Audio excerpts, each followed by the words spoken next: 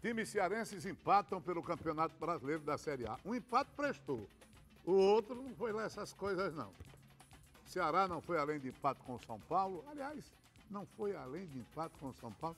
Talvez eu esteja falando mal, porque o São Paulo é, apesar de tudo, um bom time de futebol, um grande time do futebol brasileiro. Bom é outra coisa.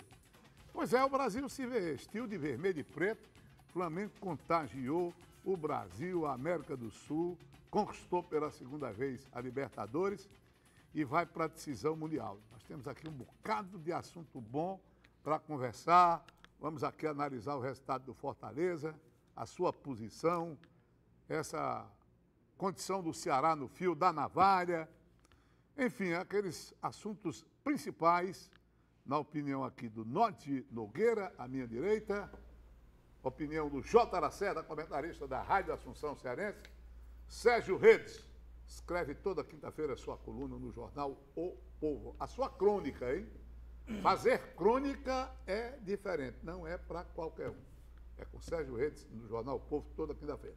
E Benê Lima, radialista, comentarista e pessoa sobejamente conhecida nos meios radiofônicos e esportivos, emprestando mais uma vez o seu talento ao nosso programa. Tá bom assim? Toda a equipe está aí a postos, o Louro, inclusive, lançando um boné a Sherlock Holmes. Tá bonito, hein? Tá bonito o negócio hoje. O Neudo, o Sérgio Alves, enfim, todo o pessoal bom e amigo nos ajudando a fazer esse programa. Pois é, isso aqui é uma conversa. Isso é uma conversa, um bate-papo de arquibancada mesmo, entre pessoas que gostam de futebol e que se reúnem toda segunda-feira aqui na TBC para isso, tá bom? Daqui a pouco a gente volta.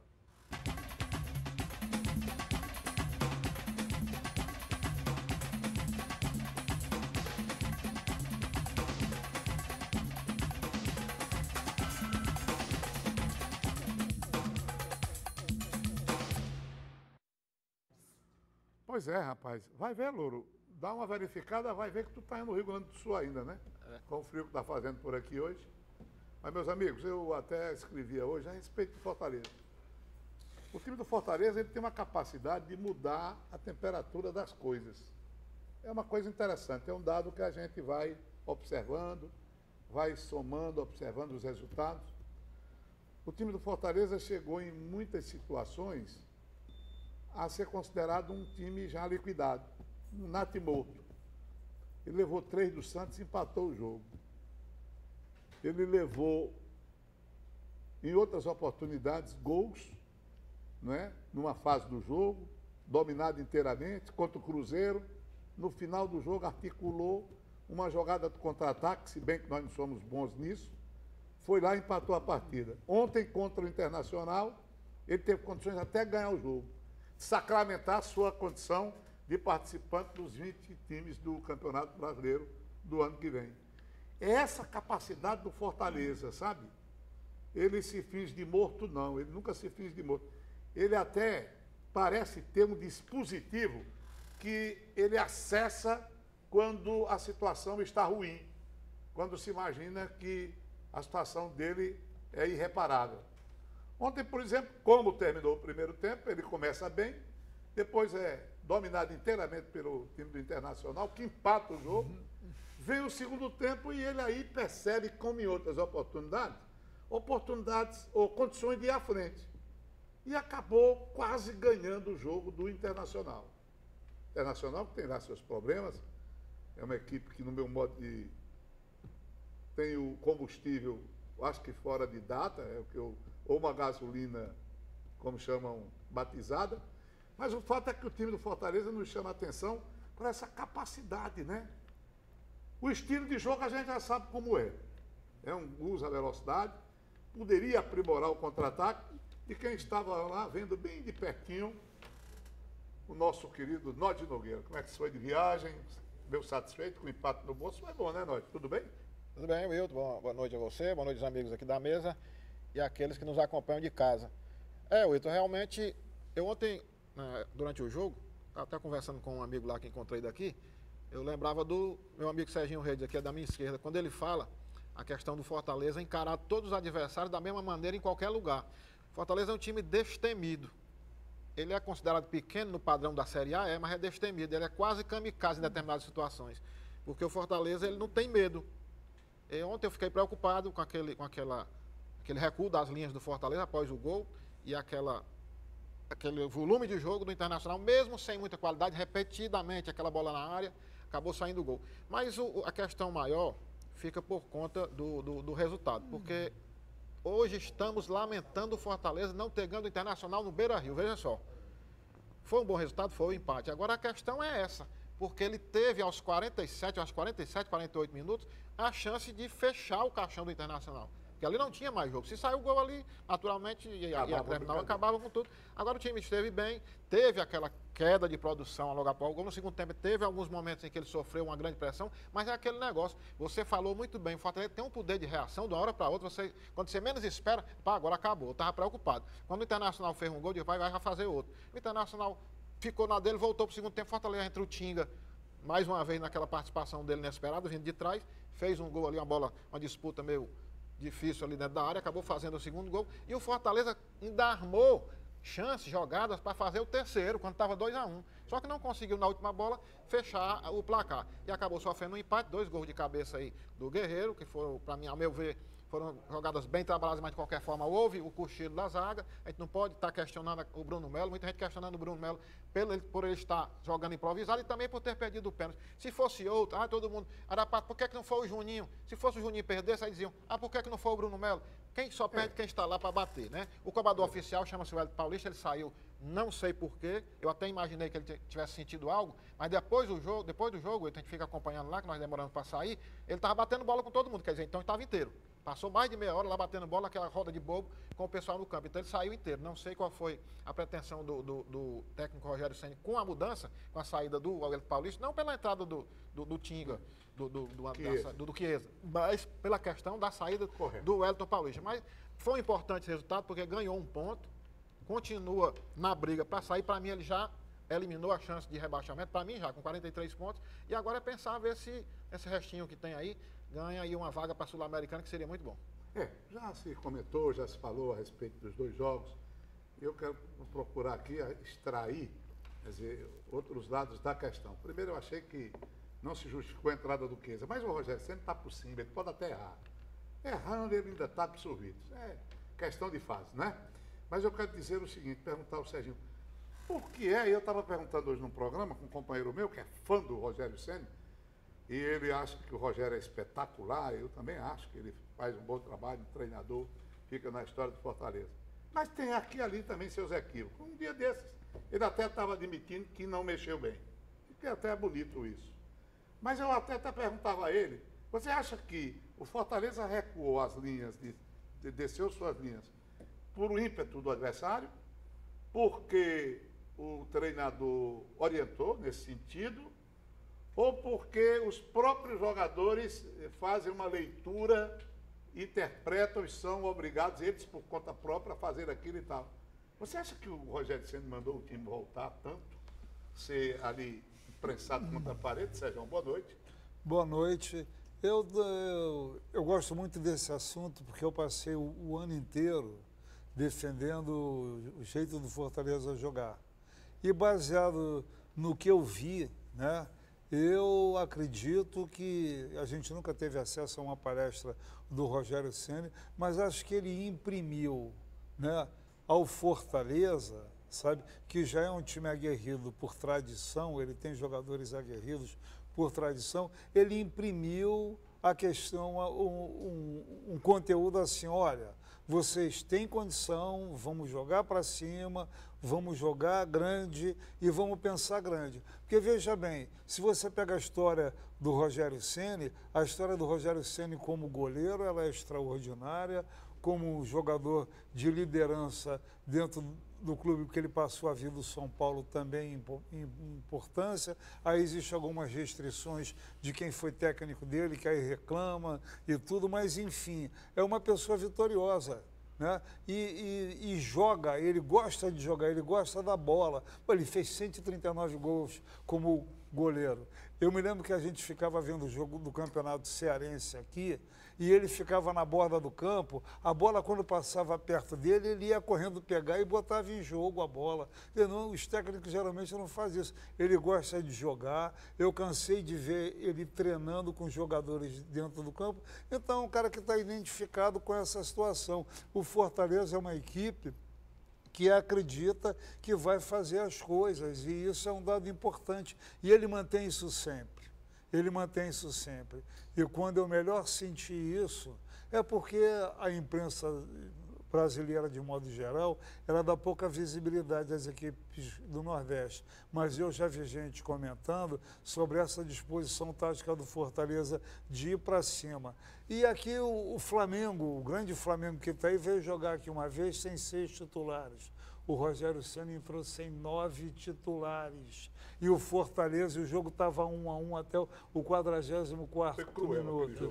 Foi cruel. Então você veja bem, nós estamos diante de uma situação de um técnico vitorioso que conseguiu imprimir a sua marca ao time e para isso ele botou alguns jogadores, né? A velocidade, como você mesmo é um ponto forte. Então eu acho que o Fortaleza tem isso. Como o Nádia falou também, ele ousa.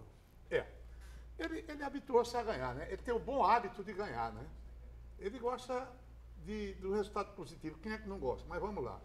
Ele chegou do São Paulo, um time de um padrão elevado, de todas as condições. E quando ele chegou, ele foi logo exigindo. Papai, vamos mudar isso aqui, vamos botar isso aqui para funcionar, vamos reutilizar isso e tal. O CT passou a ser o lugar de treinamento, o PC passou a ser reformado, porque ele veio exatamente com esse pensamento. Rapaz, para a gente crescer, para a gente chegar a determinado nível, é preciso fazer isso e aquilo. Ainda bem que o Marcelo Paes, inteligentemente, está seguindo isso. Eu acho que isso é crescer. Isso chama-se voo de águia, né? Porque o voo da galinha, você sabe como é que é. Não é aquela história do naturalista, né? Não é muito legal, não. Todo mundo conhece, né? Que o sujeito pegou uma águia entre as galinhas, né? Pegaram um filhote de ave e essa ave acabou criada entre as galinhas e adquiriu os hábitos da galinha. Até que o naturalista viu, aí disse, eu vou recuperar essa águia, eu vou botar ela para voar, que o lugar dela não é aqui. E teve um problema danado, né? Para que a águia voltasse a ser águia. Quando botava para voar, através de estímulos, ela voava, olhava para baixo, quando via as galinhas, descia de novo. Estava habituada. Ficava misturada com as galinhas. Mas o cara insistiu, levou para montanhas altas, estimulou e tudo, aí depois liberou a águia para fazer o voo, verdadeiramente o voo de águia, porque aquele é que era o seu destino. Essa fábula, ela é muito interessante. É o voo da águia, né? Muito contada. Aliás, eu vou te contar uma coisa. Esse Oswaldo é um atacante Pirelli. O que esse cara fez ontem? Eu digo sempre que entrando ali na diagonal, naquele velho facão, e partindo para cima do zagueiro, não tem para ninguém. Ele é um jogador... Ele passa a perna de um lado para o outro, né? Você não sabe o que vai acontecer. Um negócio, é a categoria grande, Oswaldo. O cara ficou morto. Hein? O zagueiro ficou perdido, não sabia o que fazer. O Heitor olhou assim e disse, o que é isso? Ele tirou do goleiro, né? Tirou do goleiro para o categoria. O Heitor parece que olhou para ele e disse, o que é isso? Ele disse, você nunca viu o Super-Homem? Não, meu amigo. Deve ter sido por aí. Meu querido J. Lacerda, o que você achou do time do Fortaleza nesse resultado positivo de 2-2? Tudo bem? Tudo bem, tudo tranquilo. Um abraço aos amigos aqui, aos amigos de casa. Poderia ter sido melhor, né? Poderia ter sido melhor. Fortaleza, nesse jogo, repetiu erros naturais de outras partidas, né? Os passes errados, em excesso. E aquela jogada de contra-ataque, que poderia ser eficiente, Ninguém né? sabe fazer aqui, não. Desperdiça demais. Né? Bolas que você poderia ali colocar uma jogada bem sincronizada e finalizar, como aconteceu a bola do gol. Mas o Fortaleza desperdiça demais esse tipo de bola. Passes errados, não sei. E depois sofreu 2 gols em jogadas previsíveis. Eu não tenho nenhuma dúvida, e Serginho, como homem dali do campo, eu acho que vai confirmar isso, que foi exaustivamente treinado isso aí. Foi exaustivamente avisado isso aí. Não foi não, Serginho? Ó, todo mundo sabe o que é que o D'Alessandro O gol de faz. cabeça, o primeiro gol, né?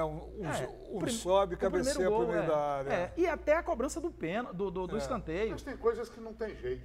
Isso, Não tem coisas Olha, que... o Guerreiro é letal. Sim, O sim. Guerreiro é um jogador danado. Você vê em grandes times e todos os caras têm um trabalho com ele. É claro. Cabeceia de qualquer jeito, até deitado aquele cabeceia. É um tiro. Mas o jogo é um jogo jogado. Sim, eu E sei. o jogo é um jogo, e o time é treinado, é por isso que é treinado, que é para não permitir que esse tipo de coisa aconteça.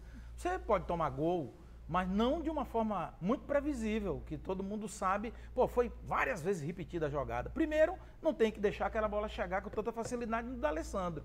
Depois não tem que... Mas não tem jeito, o Sim. D'Alessandro, ele gira, ele frequenta tudo que é Ô, lugar Milton, do campo. então vamos fazer Ali o só seguinte, não vamos jogar não? Não, mas também se for desse jeito aí, treinou, resolveu, Não, mas o colocou Milton... ali, ninguém joga, Sim, então não tem Wilton. jogo. Não, claro, mas... Eu acho que o valor dos jogadores, ele tem que ser ressaltado. Você pode ter o melhor esquema Claro do que mundo. sim, mas o jogo... Você pega o craque, o grande jogador, tchau e benção. Claro, mas foi o jogo inteiro isso. Não teve uma neutralização. Ficou daquele jeito mesmo. Sim, aí Bola estava na área, bola na área, bola na área. Estava anunciado. Não é? Então, esse pecado que o Fortaleza poderia não ter cometido, mas comete-se lá dentro de campo mesmo. É na hora do jogo, no calor do jogo, que se comete. E no mais, é isso. Não vou nem discutir se a história que perdeu pênalti deveria ter sido fulano, Beltrano. Isso aí é uma bobagem do tamanho do mundo, né? Ficar discutindo quem que eu colocaria fulano, que eu colocaria Beltrano. Engenheiro de obra Pelo amor acabada de é bom Deus. demais. Pô, Eu pensei, mas também não falei que foi um absurdo. Eu pensei que era o Juninho que ia bater. Tá bem. Eu fiquei com essa impressão. Mas foi quem? O Bruno, que já bateu 1000 pênaltis. Aí foi Tem um o Lula detalhe, várias viu? vezes, ele fez gols importantes. fez gols em momentos até mais complicados do que aquele. E em fim de jogo também. E como aquele. costuma sempre Era bater por do isso lado que- esquerdo. Dessa era vez por bateu do isso lado que o direito. Nenê Ele Prancha sempre bate do lado falava. esquerdo. Um momento, um de cada vez, senão o pessoal manda tirar do ar. Tá legal, então vamos lá. Era por isso que o Neném Prancha falava que o pênalti devia ser batido pelo presidente do clube. Olha, O cara descia pênalti, lá e... pênalti não pertence ao futebol. Faz parte dele, mas não pertence. É um ritual, é diferente. Só quem pode perder é quem bate. Eu acho o pênalti ultrajante, eu não gosto. Mas isso é outra coisa. Eu quero saber do nosso querido Bender Lima, depois de ouvir os seus companheiros, depois de ver o jogo, o que é que ele traria a respeito desse resultado do time de Fortaleza? O que é que lhe chamou mais a atenção, Bender, nesse jogo? Tudo bem? Boa noite. Obrigado pela presença. Tudo bem, eu que agradeço, Hilton. Boa noite a todos. Olha, a gente teria muito para falar acerca desse jogo. E para começar, eu queria retomar um assunto que vocês iniciaram aqui, que foi uma questão que envolve o treinador do Fortaleza, o Rogério Ceni, que eu acho que há algo que ser destacado no Rogério Ceni e não há nenhum ineditismo em fazermos isso com ele. Muitos treinadores hoje sobrevivem a partir da sua capacidade de liderança. Para mim, essa é a condição principal, sine qua non, para o sucesso de qualquer treinador. Porque a gente sabe que a aplicação do treinamento era muito parecida. Existem diferenciações, a gente sabe disso. O próprio Rogério, ele disse que durante o tempo que ele passou no Fortaleza, se nós atualizarmos esses dados, ele já ofereceu quase 300 modelos de treinamentos ligeiramente diferentes, exatamente para não entediar o jogador.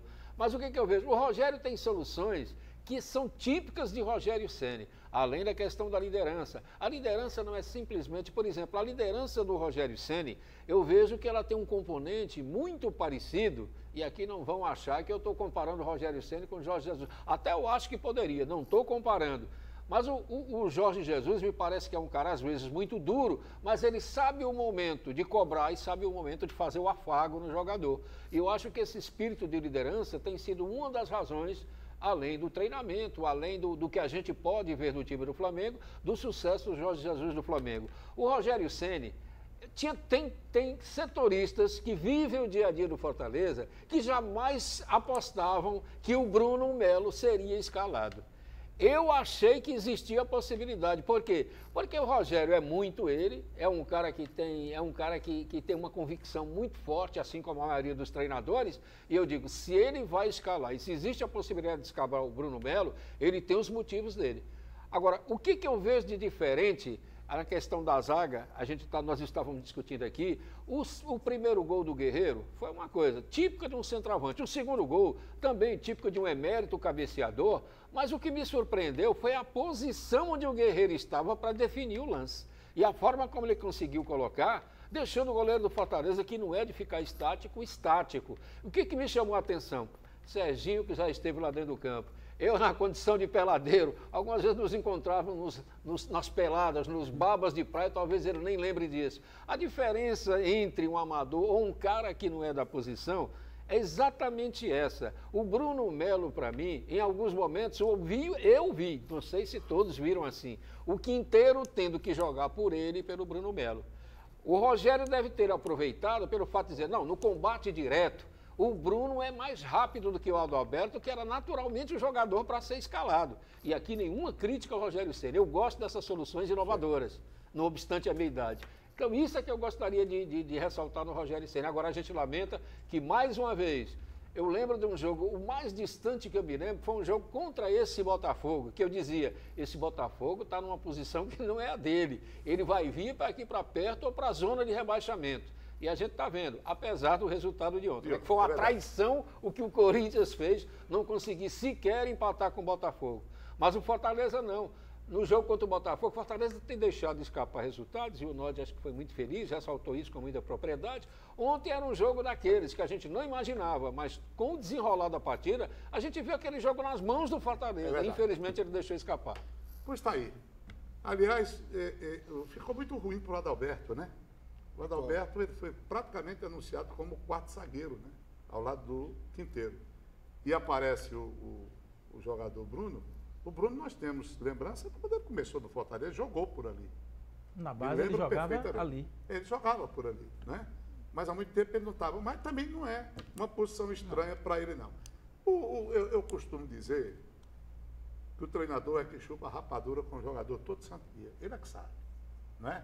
Ele é que sabe, ele é que sente quem é que sai em falso, quem é que tem a altura necessária, enfim, ele compreende mais do que a gente. Eu sempre digo aos meus companheiros, não esculachem as escalações ou aquilo que você considera uma invenção sem dar tempo ao tempo. Deixa a bola rolar, deixa acontecer.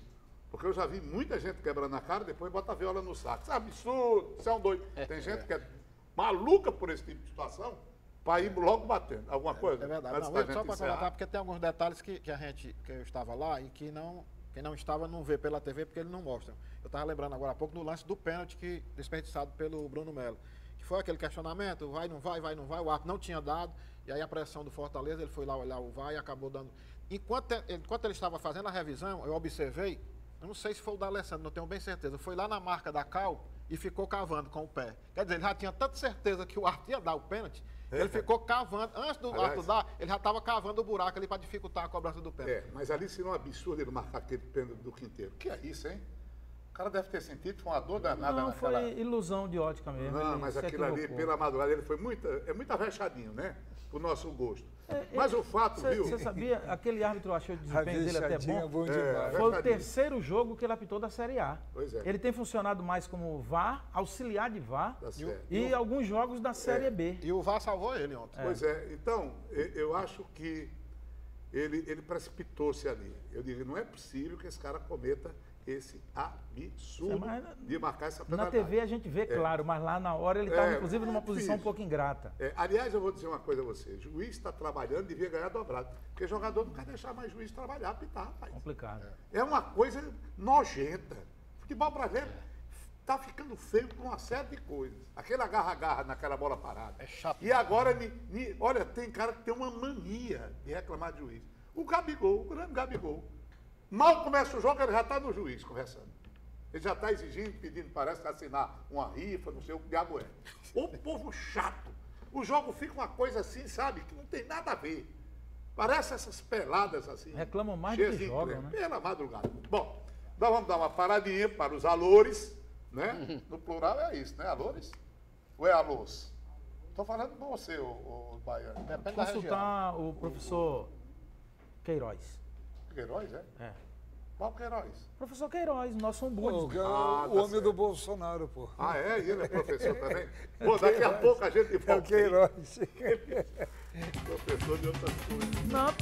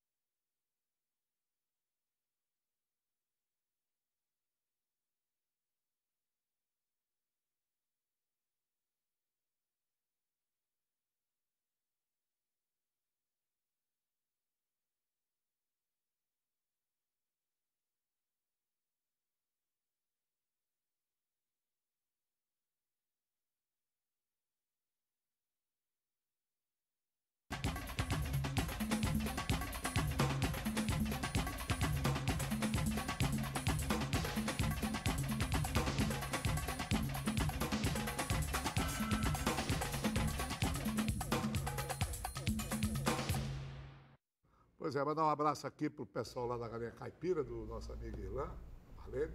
Hoje é dia de segunda sem lei, né? Tô sabendo que um grupinho muito especial se reúne lá na segunda-feira, que é para comer e beber, que vocês estão, é certo, viu, meu amigo? Um abraço a todos vocês. E um abraço aqui pro Zé Maria, rapaz. O Zé Maria pisca-pisca, foi lateral esquerdo do Icasa, do Guarani, seleção juazeirense, jogou no Piauí, no Fluminense de Feira, ao lado do Joãozinho. E eu quero mandar um abraço pro Zé Maria. Pro Fransquim, não é Francisquinho, não, é Fransquim. E o outro é Goteira. Pode o Goteira? Como é que pode um negócio desse? Um abraço para todos vocês. Estou brincando naturalmente com ele. Diga aí, meu querido Gaúcho.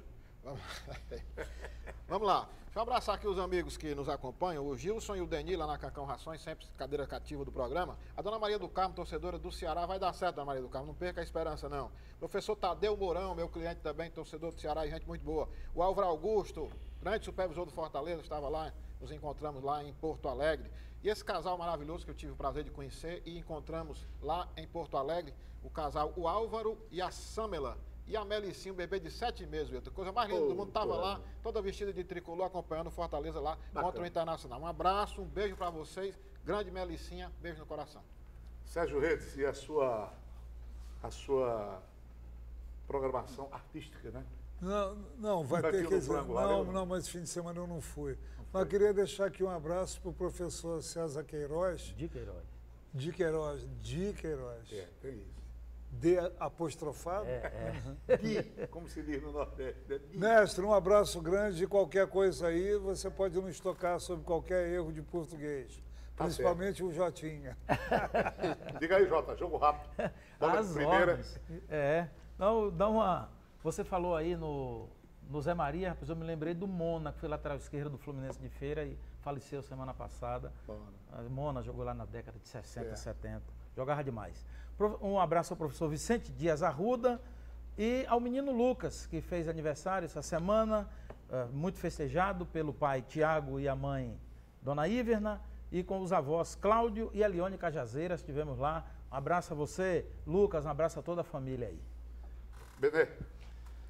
Dá um abraço para o meu amigo Maurício Holanda, que sempre nos prestigia com a sua audiência, inclusive aqui nesse programa da TVC, independente da nossa participação ou não. E abraçar também uma pessoa, para mim, é uma situação simbólica muito importante, porque nós tivemos aqui, neste grande evento aí, que foi a final da Copa Libertadores, também uma transmissão audiodescritiva. E a gente precisa já pedir, até sugerir ao pessoal da PCDEC e também do nosso sindicato, que pudesse incluir essa disciplina na grade curricular do radialista, porque a narração audiodescritiva, e disse que uma nação a gente consegue avaliá-la pela importância que ela dá às minorias. Então nós tivemos isso e foi muito importante. O Alexandre, lá no Gereissat 2, que é nosso ouvinte e é deficiente visual e pôde se deliciar com a narração audiodescritiva que nós tivemos aí na final da Copa Libertadores da América.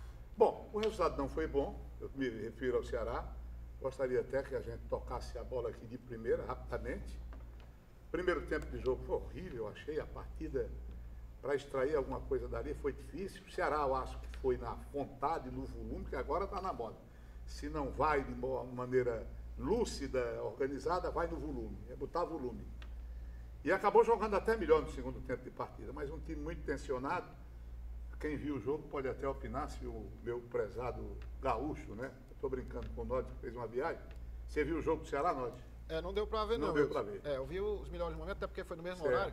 Eu vi depois os melhores momentos, mas o resultado terminou. Não foi bom porque a gente esperava os 3 pontos, porque ele precisa dos 3 pontos. Só precisa. Mas isso aí a gente já sabia que o negócio... Mas de qualquer forma, o São Paulo, ou em uma fase ou em boa fase, é um time de respeito. Então, o Ceará ganhou 1 ponto, ele não deixou de ganhar 3, ele ganhou 1 porque ele estava perdendo o jogo até os 50 minutos. Acabou sendo muito bom, porque agora eu me lembrei quando você falou, acho que foi o meu dia.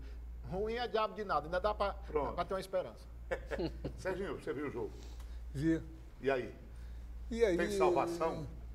Tem, porque inclusive se acabasse hoje o Campeonato Brasileiro, o Ceará estava numa posição de 15º colocado, que é uma posição que eu estava imaginando, né, no princípio da competição, eu estava imaginando que Fortaleza e Ceará, ficando entre 10º, 11º, 12º, já era uma posição muito boa, né? Então, o Ceará, eu senti saudades do Roger. Confesso que eu senti saudades do Roger e tenho sentido, porque a dificuldade, né, que o Ceará tem. O atacante. O atacante que era aquele 9. Tá na Ponte Preta? Eu tenho Mas certeza. aqui estava brabo para ele. Pois é, mas o Romarinho foi bravo durante 8 meses. Mas o Romarinho até que era mais novo. O eu sei, 36 anos lá. mas é o artilheiro da Ponte, ele foi bem na Ponte, entendeu? Então, eu estou dizendo que eu senti saudade dele para ver como a situação está grave hoje. O Ceará, para botar uma bola para dentro, é uma dificuldade, entendeu? E é isso que está atrapalhando o time. Tá bom, mas quem está jogando muita bola, eu tenho gostado em todos eles jogar o Ricardinho, até enquanto ele aguenta jogar. O Ceará tem um padrão de jogo. Agora a finalização é um problema, então não tem muito mais o que falar. O técnico Adilson, entendeu? Eu acho que o Pedro Quem poderia, em determinado instante, ter uma ação. Eu gostei muito daquela coisa do Flavinho apoiando pelo lado direito, junto com o Samuel Xavier. Agora é uma coisa, ele tateia, né? Ele está há pouco tempo também como técnico, né? Aí ele tateia para montar o time, tateia para mudar, aí acredita no Wesley, por exemplo, o Wesley não está em condição boa. Né? Enfim. Ele até se aborreceu quando o repórter perguntou a ele. Ele parece que se referiu não só à pergunta de ontem, mas em outras ocasiões. Por que é que você não bota o Wesley para jogar? Que as coisas também são tratadas assim, como se se eu fosse treinador, eu dizia, por que é que você me pergunta isso? Você acompanha, você é treinador, você viu a situação do Wesley, como é que você colocaria o Wesley? Ele disse, como é que eu vou fazer? Se eu boto, dizem que eu botei um jogador fora de forma, que não devia ter entrado. Se eu não boto para jogar, diz que o cara não fez nada, porque não jogou. O que é que o amigo baiano viu? É uma pergunta inquisitória. Assim, não, mas né? aqui tem um bocado de coisa. Assim. Sabe o que é? Eu acho que é falta de disposição para melhorar o repertório de perguntas. É todo mundo assim, muitas vezes na mesma direção. A obviedade tem hora que é um saco. Né? E você mas questiona, aí, né? Você gostou do jogo? Achei o jogo uma pelada naquele Eu também tempo. não vi o jogo inteiro, mas fiquei ouvindo e depois via parcialmente o jogo. Mas a ideia do jogo, né? E a ideia do que se diz antes, durante e depois. As pessoas costumam criar um quadro anterior ao jogo. Então, elas acham que o jogo vai ser aquilo que elas criaram na cabeça, né? Durante o jogo, elas criam uma narrativa delas. Elas querem que o jogo seja como elas querem. Sim, é bom demais. Querem que o treinador faça o que elas querem, né?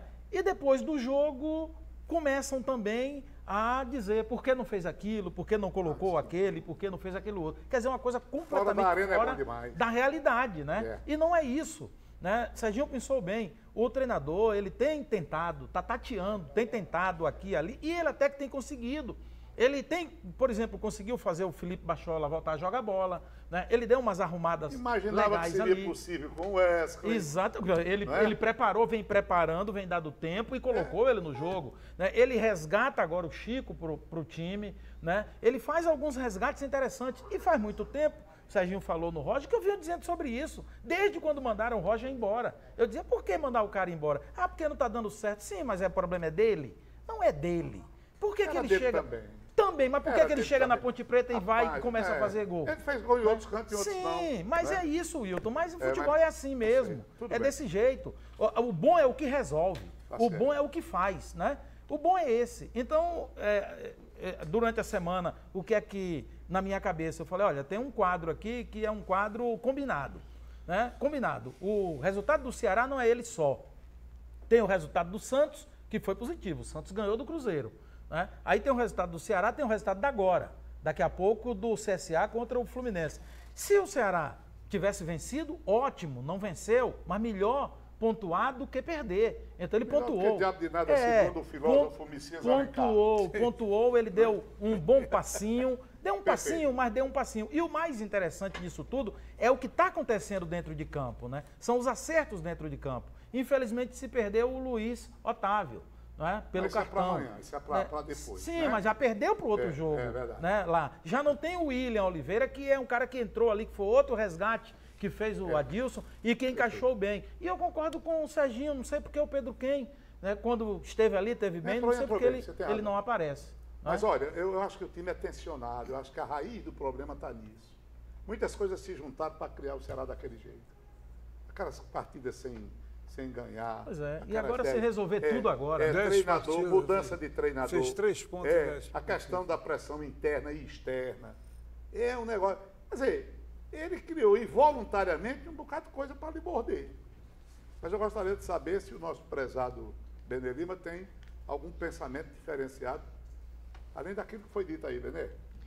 Não, a linha é essa, não tem muito o que inventar, não tem muito que. Não tem algo, digamos, relativamente novo que a gente possa apresentar aqui. Agora o que eu vejo é o seguinte: se a gente pudesse falar de forma mais conclusiva, eu não vejo, não obstante eu não fixar um time titular para o Ceará, até o setor de meio campo, aquele setor de meio campo defensivo, eu não vejo problemas, o treinador não tem problemas. O grande problema que eu vejo no treinador do Ceará, que não é dele, é da equipe, e ele está tentando ajudar a definir isso, é do meio para frente.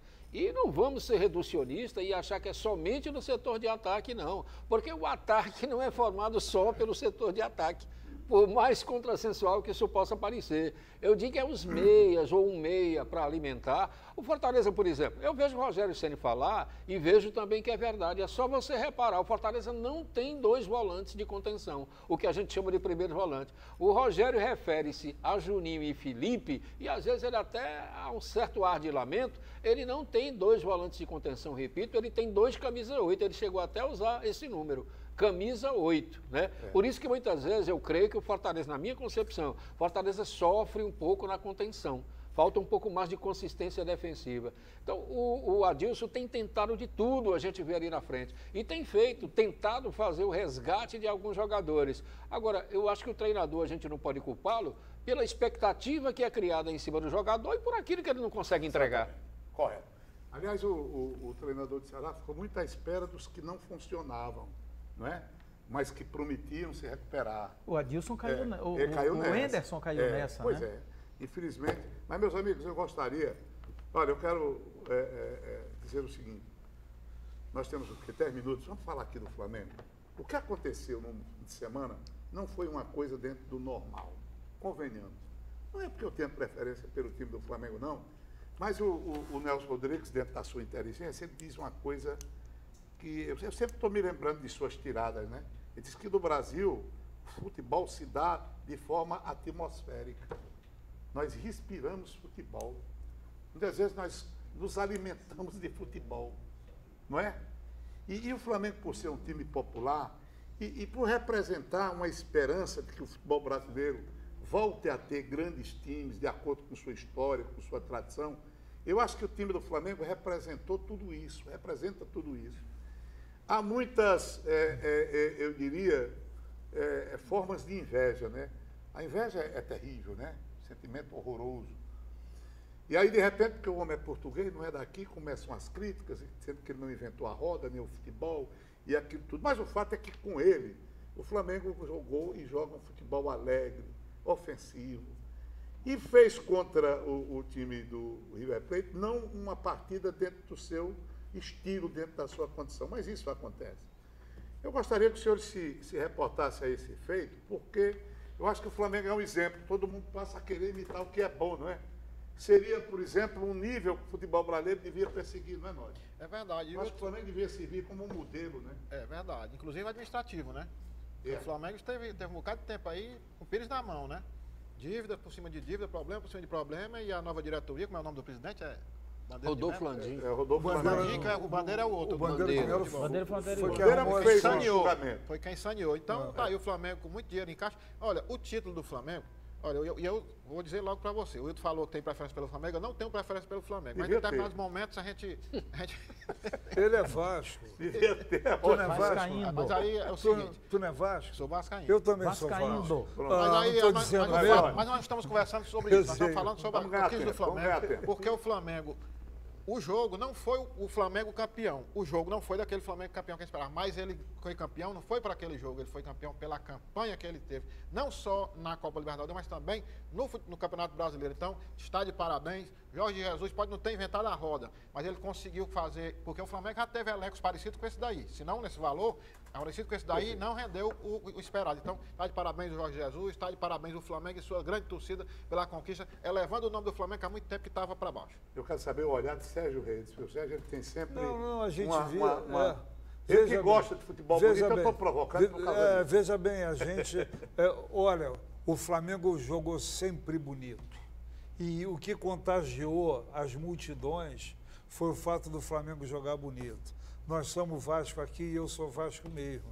Eu gosto de ficar, entendeu? E de ficar até pensando em meio torcer contra o Flamengo. Mas aí, e aí fui seduzido pelo belo futebol que o Flamengo jogou. Isso. Quer dizer, essa sedução, é aí que o futebol brasileiro tem que voltar a beber. Você ter jogadores, né, que a qualquer momento você pode decidir um jogo, e um jogo que foi extremamente contra um grande time de futebol, um time que marcava bem, um time que não deixou o Flamengo jogar e teve a felicidade de fazer um gol com 14 minutos. Isso deu uma certa tranquilidade. O primeiro gol do Flamengo vai sair numa jogada em que o Bruno Henrique parte para cima de 4. Ele não quer saber. Ele vai para cima dos 4 e ele vai levando a bola, entendeu? Então o futebol brasileiro, ele decidiu, em 2, 3 minutos de jogo, ele decidiu um jogo que praticamente já estava na mão do River, que se encaminhava para aquilo. Eu lembrando da Copa do Mundo, que o Filipão foi campeão, eu lembro que a gente pegou a Alemanha sem 5, 6 jogadores, entendeu? O Brasil foi campeão do mundo foi penta, entendeu? Só teve 2 lances ofensivos do Brasil, um gol de Ronaldo, 2 gols de Ronaldo, uma que o Rivaldo abre a perna, tá, o Ronaldo finaliza. Então a gente precisa de jogadores que têm o poder de finalização, que de repente estão sumindo na partida, mas numa jogada decide o lance. Então o Flamengo, né, decidiu o lance em 2 jogadas. Quer dizer, esse resgate desse futebol brasileiro, e que naturalmente nós estamos com essa alegria, né? Isso é que é bom. Quero saber, nesses 5 minutos finais, 2 opiniões. A primeira é do Lacerda. Tudo bem, concordo. É melhor colocar um time na defensiva ou um time para atacar?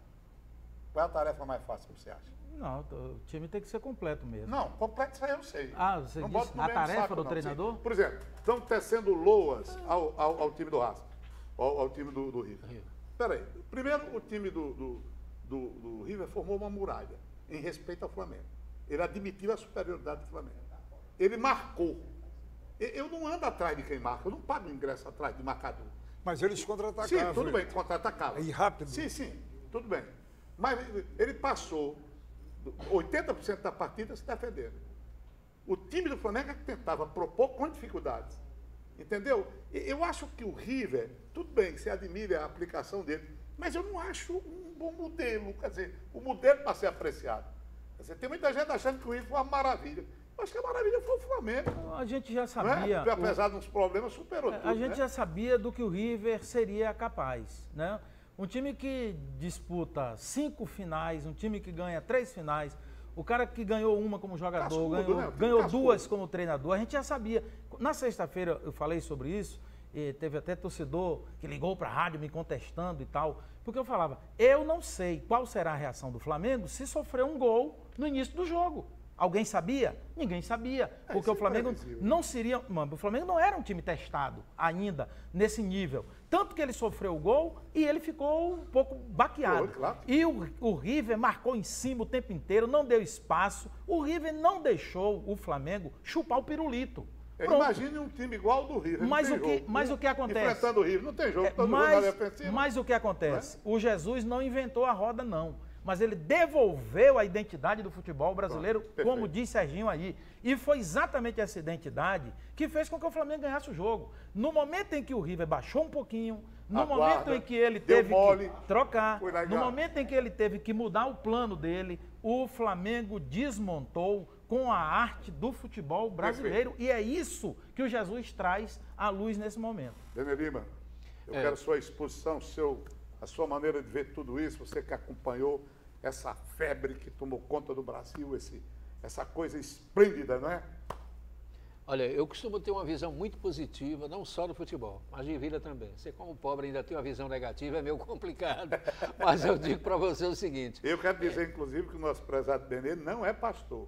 Porque ele está com figurino hoje de pastor, né? Com a cruz, não tem nada a ver. É católico, mas está aí. Tudo bem, veio elegante aqui, né? Deu um baile na gente aqui, mas tudo bem. Mas diga aí, Benê, estou brincando com você. Mas essa combinação é boa, só um instantinho. Jotinha com os nossos orixás e o Bené com os evangélicos. Aqui é democracia mesmo, é diferente. Mas diga aí, vamos atrapalhar o Pois é, então, olha, o DNA, diz que estão alterando até DNA humano, mas vamos considerar que não se altera, mas DNA de time se refunda, se altera. E para mim o grande mérito também do Jorge Jesus foi ter mudado o DNA. O Flamengo, para mim, dá uma grande contribuição para o futebol brasileiro. E, quiçá, sul-americano. O que vocês falaram, eu resumo dizendo o seguinte, eu prefiro valorizar o confronto entre River Plate e Flamengo, porque para mim foi nitidamente um encontro de duas escolas, uma escola respeitável, sobretudo do ponto de vista da formação de base, que é a Argentina contra a escola brasileira, que, diga-se de passagem, pela via do Flamengo está se refundando. E isso é muito bom para o futebol brasileiro. Acertou. Você, como dizia o Lisca, foi assertivo. Meus parabéns. Bom, nós temos 2 minutos, alguma coisa mais? Cirúrgico, como diriam. Foi cirúrgico. Pois é, vocês acham que tem aí um refresco para o time do Ceará nessa quarta com o Flamengo comemorado? Jogo rápido. Eu acho que não, acho que é difícil de qualquer forma. O Flamengo vai querer ganhar, tem uma festa lá. E eu acredito que pode acontecer. O Ceará já ganhou do Flamengo lá, não sei. Agora estou dizendo que não vai ter moleza, não. O Flamengo vai querer ganhar para premiar o seu torcedor, presentear o seu torcedor com a comemoração. E aí, meu A tradição é que você bote água no chope dos caras. Essa é a tradição do futebol. Vamos ver, vamos esperar. Eu sou cismado com jogo festivo. Eu também. Eu sou cismado com jogo festivo. Festa demais, torcida, coisa Eu fiquei preocupado lá com aquele desfile do Flamengo já acertado o circuito do Rio, né? Porque o Flamengo já havia ganhado, já tinha conseguido a vitória. Eu não gostei, o negócio foi nervoso. Mas eu quero saber ali, de qualquer maneira, ele foi campeão fora de campo, mas não dependeu dele, né? Agora... Mas diga aí, Benê, o que é que eu também tenho uma visão ligeiramente diferenciada desse jogo do Ceará diante do Flamengo, ou Flamengo diante do Ceará. Olha, a comemoração, tudo bem, os jogadores podem até, no segundo tempo, eles acusarem o excesso da comemoração. Mas eu acho que o Flamengo de hoje, o Flamengo que vai enfrentar o Ceará, é aquele Flamengo que faz 3, 4 e continua investido no jogo e no placar durante a partida. Isso mudou no Flamengo. Então eu acho que ele não vai entrar para brincar, não vai dar moleza para o Ceará. É essa a minha impressão. Muito obrigado a todos. Na próxima segunda-feira nós estaremos aqui de volta com mais um programa Com a Bola Toda.